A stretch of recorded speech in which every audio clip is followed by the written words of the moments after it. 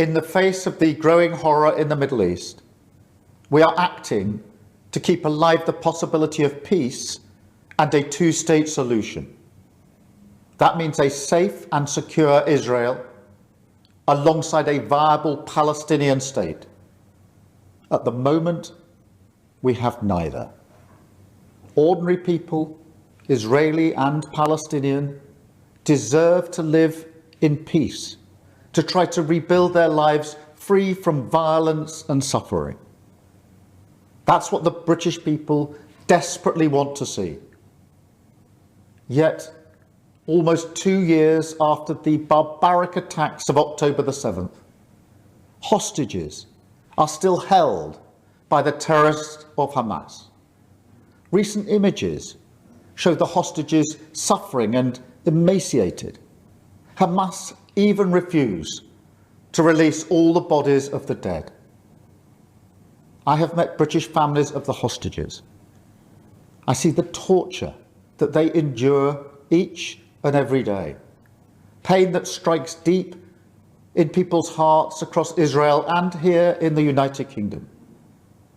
The hostages must be released immediately, and we will keep fighting to bring them home. Let's be frank. Hamas is a brutal terror organization. Our call for a genuine two-state solution is the exact opposite of their hateful vision. So we are clear. This solution is not a reward for Hamas, because it means Hamas can have no future, no role in government, no role in security. We have already prescribed and sanctioned Hamas, and we will go further. I have directed work to sanction other Hamas figures in the coming weeks. Meanwhile, the man-made humanitarian crisis in Gaza reaches new depths. The Israeli government's relentless and increasing bombardment of Gaza, the offensive of recent weeks, the starvation and devastation are utterly intolerable. Tens of thousands have been killed, including thousands as they tried to collect food and water. This death and destruction horrifies all of us. It must end. We have evacuated the first group of sick and injured children to the United Kingdom to be treated by the NHS, and we continue to increase our humanitarian support. But still, nowhere near enough aid is getting through. We call again on the Israeli government to lift the unacceptable restrictions at the border, stop these cruel tactics, and let the aid surge in. With the actions of Hamas, the Israeli government escalating the conflict, and settlement building being accelerated in the West Bank, the hope of a two-state solution is fading. But we cannot let that light go out. That is why we are building consensus with leaders in the region and beyond around our framework for peace.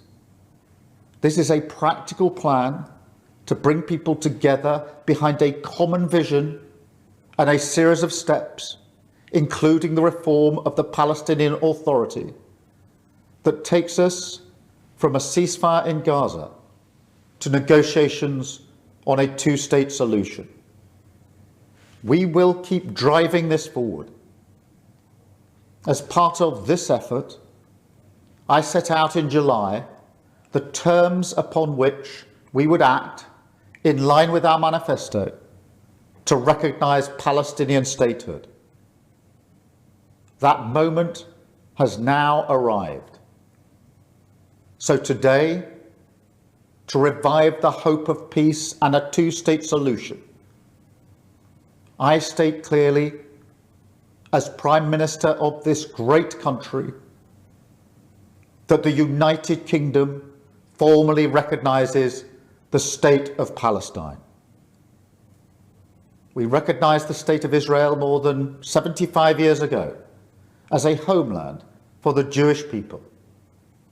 Today, we join over 150 countries who recognise a Palestinian state also. A pledge to the Palestinian and Israeli people that there can be a better future. I know the strength of feeling that this conflict provokes. We have seen it on our streets, in our schools, in conversations we've had with friends and family.